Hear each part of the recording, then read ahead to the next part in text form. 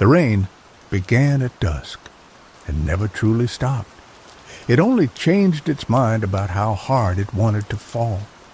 By midnight, the city had become a maze of wet reflections and trembling shadows, every streetlight smeared across the pavement like something dragged there by invisible hands.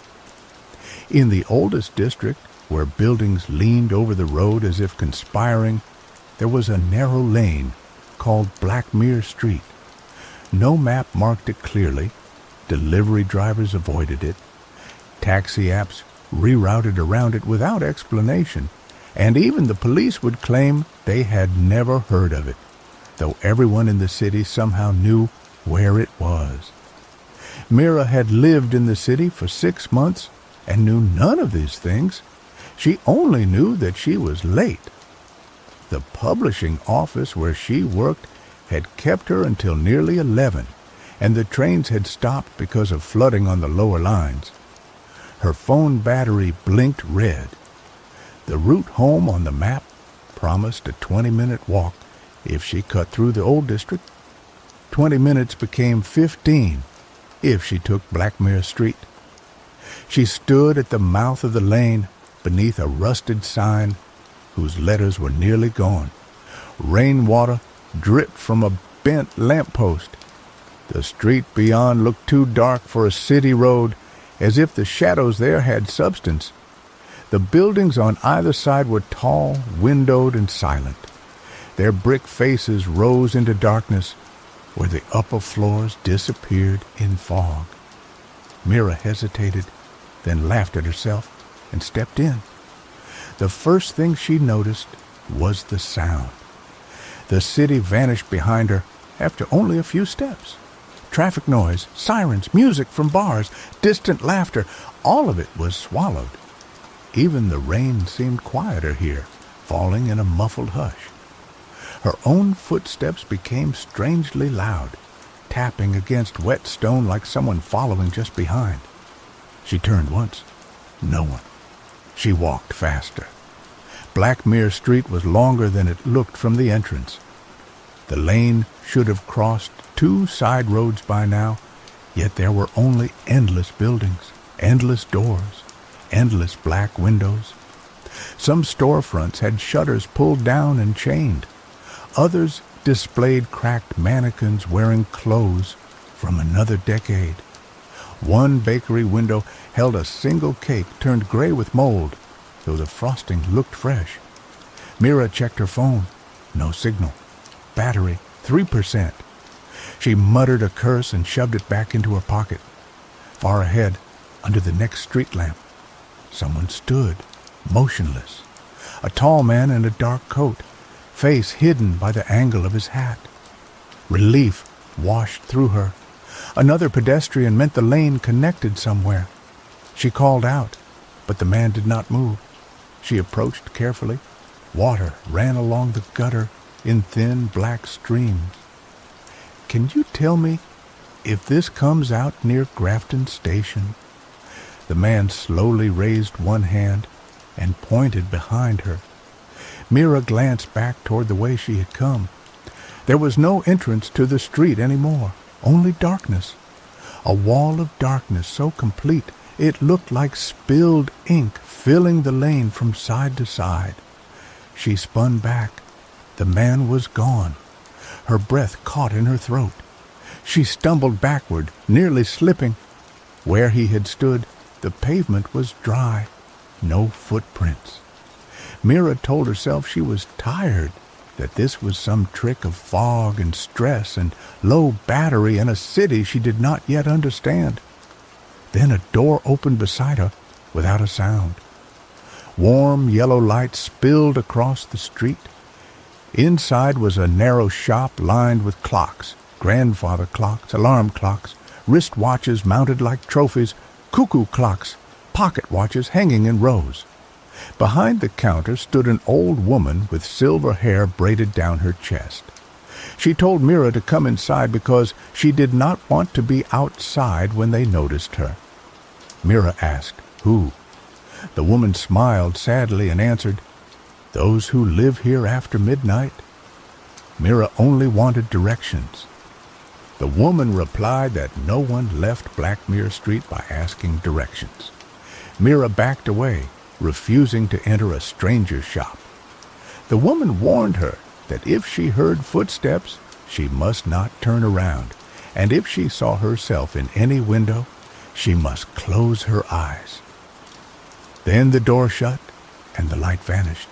Mira stood in darkness with rain on her face and her heart pounding. She laughed again, shakier this time, and walked on. The lane bent slightly left, though she did not remember seeing a curve. The lamps were farther apart now. Between them lay pools of blackness deep enough to hide anything. Her footsteps tapped. Then another set answered one step behind. She froze. The second footsteps stopped. Remembering the warning, she kept her eyes forward. Tap, tap, tap. Something matched her pace precisely. Every instinct screamed to turn. She clenched her jaw and walked faster. The sound behind quickened. When she slowed, it slowed. At the next lamp, she broke into a run. The footsteps exploded into a sprint. She gasped and ran harder, bag slamming against her side. Doors and windows blurred. Breath tore in her throat. The thing behind her gained, feet slapping wet stone with terrible enthusiasm. She darted beneath the next street lamp, and the pursuing steps ceased instantly. Silence. Mira bent double, coughing. When she finally dared glance behind, the street was empty, except for wet footprints appearing one by one on the pavement, walking toward her. She screamed and bolted.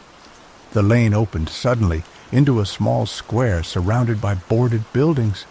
In the center stood a fountain, dry as bone. Statues of children ringed it, their stone faces worn smooth by time. Someone had placed umbrellas in their hands. A tram stop stood at the far side, brightly lit. A tram waited there with doors open. Mira nearly sobbed with relief. She sprinted across the square and leapt inside. The carriage was old but clean, lined with red velvet seats. Passengers sat in silence, each wearing dark clothes damp with rain. None looked at her. Their faces were pale, eyes lowered. The driver, visible through the front glass, wore a cap pulled low. Mira asked if it went to Central. No answer. The doors hissed shut and the tram moved. She collapsed into a seat, trembling. Rain streaked the windows. Outside, Blackmere Street slid past in endless repetition. The same lamp, the same shuttered florist, the same alley cat staring from a doorway, the same newspaper page plastered to a wall. Round and round. Mira stood and shouted for the tram to stop. No one moved. She stepped closer to a seated passenger, a woman clutching a handbag, and begged to know where they were going. The woman slowly turned her head. Her face was Mira's face. Same eyes, same mouth, same scar near the eyebrow, but older, gray, lips sewn shut with black thread. Mira recoiled into another passenger. He turned, also Mira, then another, and another. Rows of Mira stared at her with dead, patient eyes. She shrieked and lunged for the doors. They would not open. She hammered the glass, then rushed to the driver's cabin. The driver lifted his head. He was also Mira, though rotten, skin hanging in strips, maggots threading the sockets where eyes should be. The tram bell rang cheerfully. Mira fainted. When she woke, she was lying on the pavement beside the dry fountain. The tram was gone. Gray dawn touched the rooftops. She sobbed with relief, pushed herself up, and staggered toward the nearest street, leading away from the square. A newspaper blew against her leg. The date read October 14th, 1989. Mira stared. Today was April 28th, 2026. She snatched another paper from a doorway. Same date. Every clock in the square showed 6:10. Every watch in a pawn shop window showed 6:10. The old woman from the clock shop stood beneath an awning across the square. She said few came back after boarding the tram. Mira demanded to know what this place was. "A memory," the woman replied, "a street that was taken." Mira said she wanted to leave. Everyone wants to leave after they understand. The woman led her through a narrow passage into the clock shop, though Mira could swear it was nowhere near where it had stood before.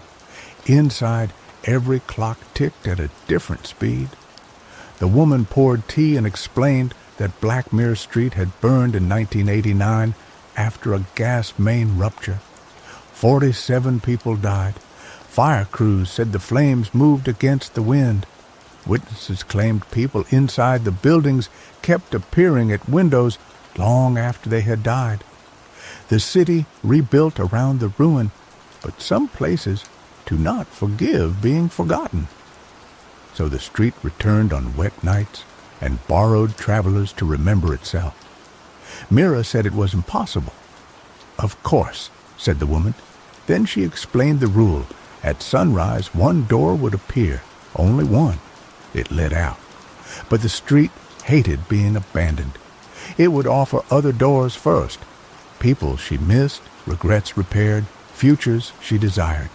If she chose wrong, she would stay. Mira asked why the woman was helping her. Tears filled the woman's eyes. "Because I chose wrong." She touched her braid, and beneath it, Mira saw burn scars circling her neck. Then a bell rang somewhere outside. The woman stiffened.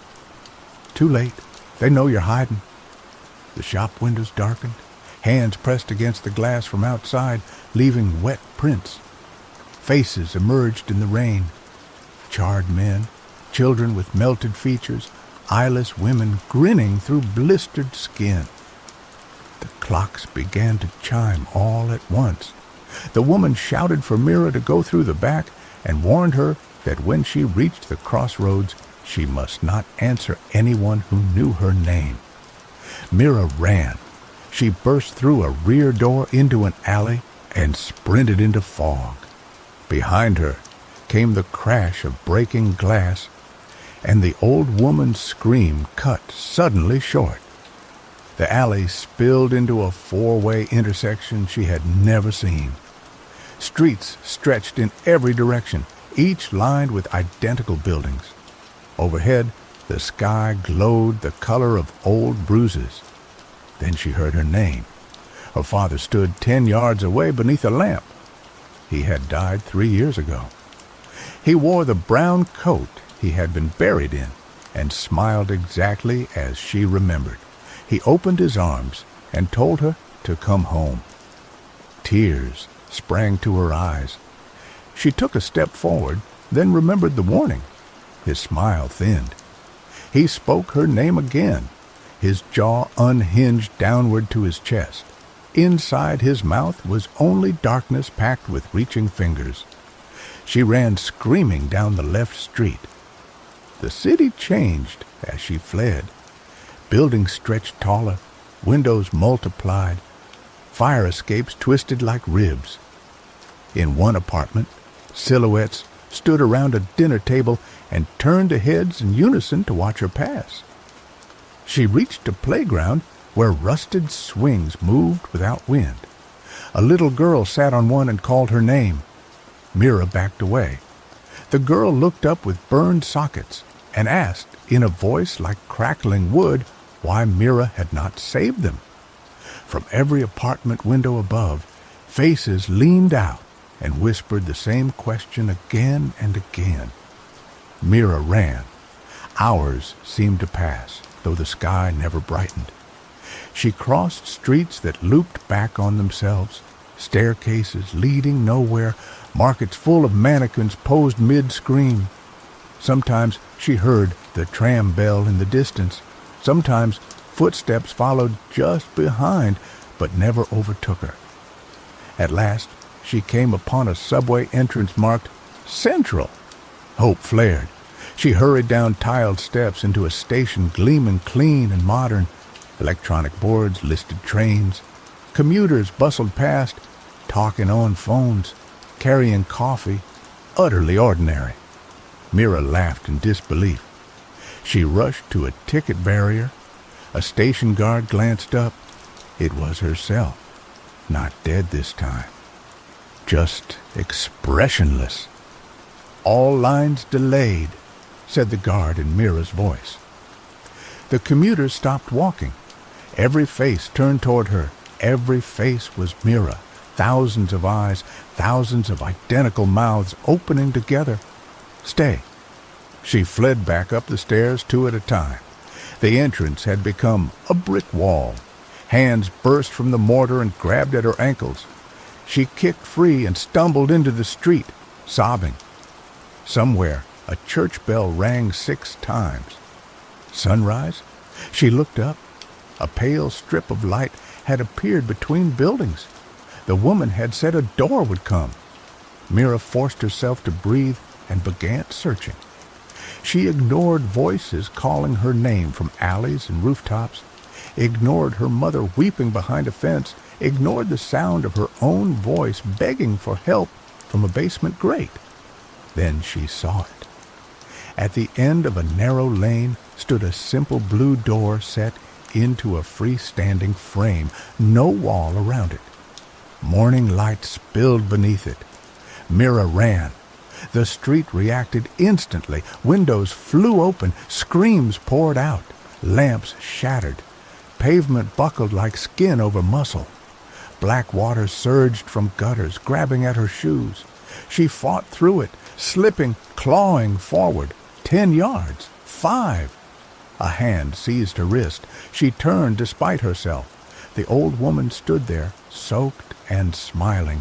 Mira gasped that she had come back for her. The woman's grip tightened painfully. Her fingers were blackened bone beneath peeling flesh. "No," she whispered. "You came back to us." The blue door began to fade. Mira shrieked and slammed her bag into the woman's face. Teeth scattered. The grip loosened. She lunged, caught the knob, and hurled herself through. She landed on wet concrete. Cars hissed past. People hurried under umbrellas. Morning traffic roared. Mira lay in the middle of an ordinary sidewalk, laughing and crying as strangers stepped around her. A police officer approached and asked if she was hurt. She babbled about Blackmere Street, the fire, the tram, the dead. The officer frowned and said there was no Blackmere Street in this district. He helped her up and pointed. She turned. Behind her was a narrow lane marked Blackmere Street, busy with shops, bright with daylight, people walking in and out carrying groceries. No darkness, no fog, just a normal street. Mira stared in horror. A little girl passing by tugged her mother's sleeve and pointed at Mira. "Mummy," the girl said, "why is that lady all burned?" The mother hurried the child away. Mira looked down. Her hands were blistered black. Smoke curled from her sleeves. She screamed. The officer stepped back in alarm. Then confusion crossed his face. He stared at the empty space where she had stood, because Mira was no longer there. She was back on the tram. Red velvet seats. Bell ringing softly. Rows of silent passengers facing forward. All of them burned. All of them wearing her face. The driver announced in her own voice, warm and cheerful, "Next stop, Blackmere Street. Please mind the gap." Outside the window, dawn never came. The tram rolled forward with the slow certainty of something that had nowhere to hurry and nowhere else to be. Its wheels shrieked against unseen rails, though when Mira pressed her face to the window, she saw no tracks beneath them, only a dark street gliding past like a ribbon laid across endless night. Blackmere Street continued in impossible repetition. The same shuttered florist, the same crooked lamp-post, the same cat in the doorway with eyes like coins reflecting no light. Every few seconds the cat opened its mouth and screamed soundlessly as the tram passed. Mira stumbled backward into the aisle, clutching the seat backs. The passengers did not move. Burned hands rested neatly in laps. Heads faced forward, their skins cracked in thin glowing lines as if embers still lived beneath the flesh. Every face was hers. Some were younger, some old, some little more than bone, but all of them were undeniably Mira. The bell rang once, cheerful, polite, horrible. She shouted at them, demanded they answer, demanded to know what they were. At first there was only silence. Then, without turning their heads, every passenger spoke in a whisper that layered over itself like dry leaves dragged across stone. Versions! Mira backed away until her shoulder struck the rear door. Versions of what? Of the ones who chose wrong. The words came from 100 mouths at once. One of the nearest figures slowly turned its head. This Mira had no eyes, only soot-dark sockets leaking ash. Every street keeps possibilities, it said. Every fear, every regret, every step not taken. Blackmere keeps those who enter. Mira shook her head violently. No, I escaped. The eyeless Mira tilted its head. Did you? The tram lurched. Outside the window the city changed. The repeating shops gave way to streets Mira recognized from the real city. Her apartment building, the cafe where she bought coffee, the office tower where she worked late nights. But everything was abandoned. Cars sat rusting in intersections. Vines climbed skyscrapers. Traffic lights blinked red to empty roads. Snow drifted through the air, though the rain still fell. "What is this?" Mira whispered. "A place where you never left work that night?" murmured another passenger. "You stayed. The flood rose. The station tunnels filled. You drowned 3 streets from home." Mira covered her ears. "Stop!" The scene outside shifted again. Now she saw herself older, standing in a bright kitchen beside a man she did not know. Children laughed somewhere beyond frame. Warm sunlight poured through windows. Her older self smiled with a happiness so ordinary it hurt. Then the kitchen darkened. Fire climbed the curtains. The children's laughter became screaming. "A place where you chose love," another passenger said softly, "and lost it." The windows flickered again. Mira saw herself alone in a tiny apartment, gray-haired, thin, surrounded by books. Dead in a chair, no one finding her for weeks. Another flash. Mira famous, speaking to cameras, then collapsing at a podium with blood on her lips.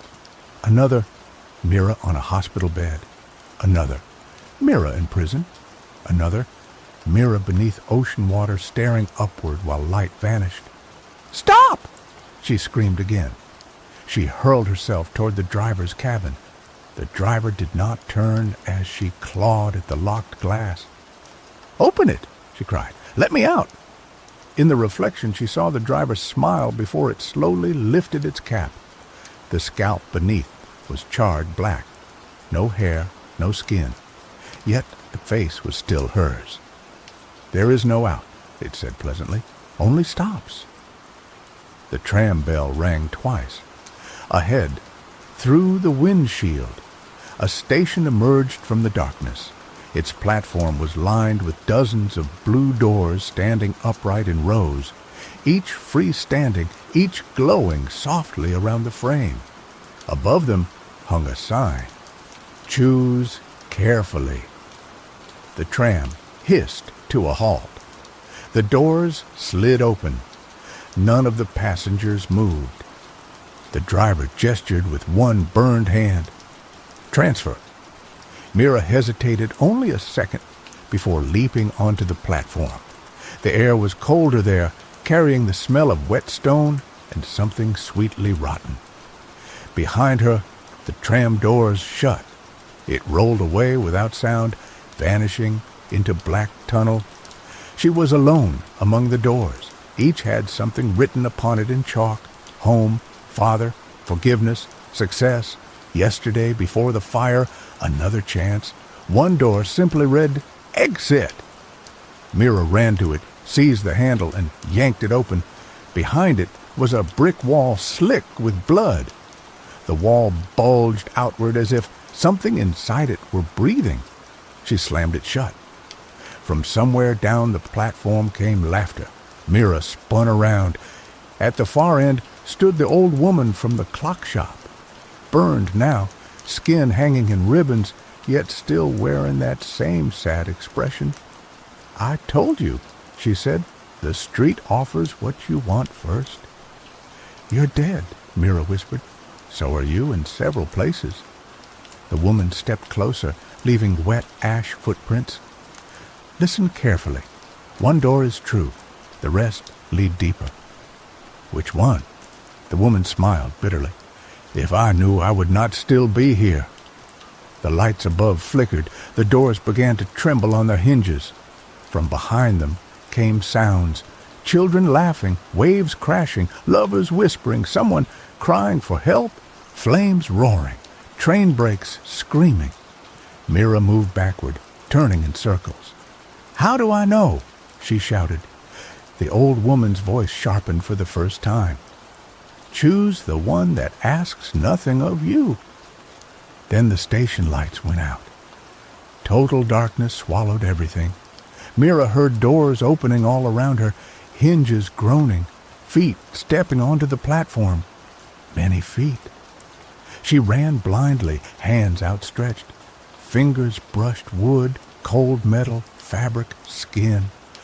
Something grabbed for her sleeve and missed. Someone whispered directly beside her ear in her own voice, "Stay with me." Another voice sobbed, "Please don't leave again." Another laughed. Then a thin line of pale light appeared ahead. A door stood slightly open.